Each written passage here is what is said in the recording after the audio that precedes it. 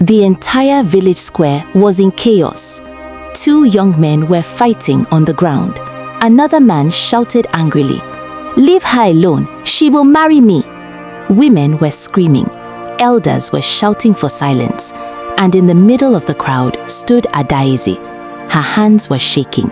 Tears filled her eyes, because only she knew the truth.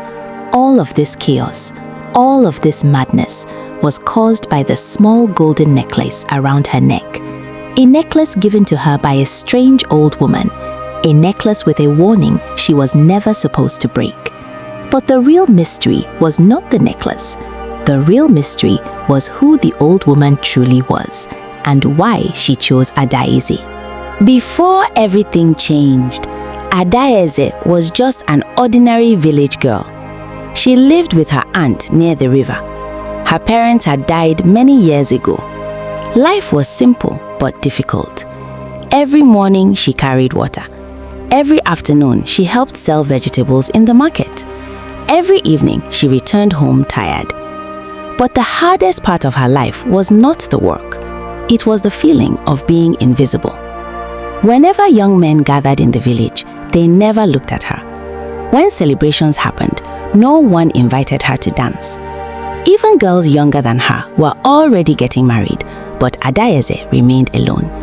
She often asked herself a painful question. Is there something wrong with me?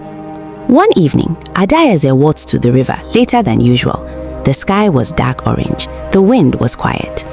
As she bent to fetch water, she noticed someone sitting beside the river, an old woman.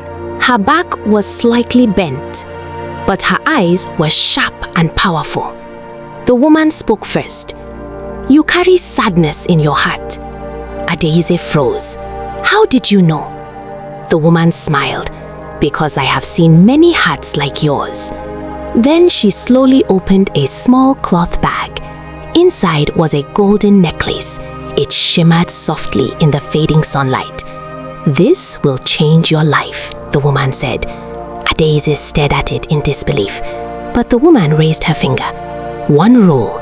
Her voice became serious. "Never allow this necklace to touch water." Adaeze nodded quickly. She never imagined that rule would later haunt her. The next morning, Adaeze wore the necklace. At first, nothing happened, but when she arrived at the market, something strange began. A man stopped talking mid-sentence. Another dropped the basket he was carrying. A group of men slowly turned their heads, their eyes locked on Adaeze. Whispers spread across the market. "Is that Adaeze? What happened to her? She looks incredible." By evening, 5 different men had asked to marry her. Adaeze was stunned. For the first time in her life, she felt powerful. Days passed. The magic grew stronger. Men traveled from nearby villages. Some brought goats, some brought money. Some promised her houses and land. But the attention soon turned dangerous. Friends began fighting each other. Families started arguing. 2 brothers even stopped speaking, all because they both wanted Adaeze. The village elders became worried. "This girl is bringing trouble," one elder whispered. But Adaeze could no longer stop what had started. One night, Adaeze woke suddenly. She heard a voice whispering, soft, cold. Magic always demands payment. She sat up in fear. The necklace around her neck glowed faintly. But when she looked outside, no one was there. Not everyone was happy for Adaeze. One girl in particular watched her with anger. Her name was Ngozi. Ngozi had once been the most admired girl in the village. Men used to bring her gifts. But now, everyone talked about Adaeze. Ngozi's jealousy slowly turned into hatred.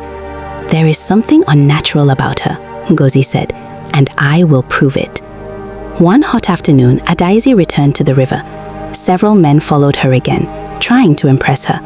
Suddenly, a man slipped while trying to carry her water pot. Water splashed everywhere. Drops touched the necklace. The necklace began to glow violently. Then it snapped and fell into the river. At that exact moment, all the men suddenly looked confused, as if waking from a dream. One by one, they slowly walked away. Adaeze rushed into the river. trying to find the necklace, but it was gone. That night, strange things began happening. Men who once loved her now avoided her. But something worse started happening. They began having nightmares, the same dream every night. In the dream, they saw Adaeze standing beside the old woman. Both of them stared silently. Weeks passed. Life slowly returned to normal, but Adaeze could not forget the necklace. One evening, she returned to the river alone. As she stood there quietly, she heard a familiar voice behind her. "Are you looking for this?" Adaeze slowly turned around. Standing there was the old woman, holding the golden necklace. But this time, the necklace looked darker, almost alive. The woman smiled slowly. "You broke the rule." Adaeze whispered nervously, "What will happen now?" The old woman stepped closer, her eyes glowing softly.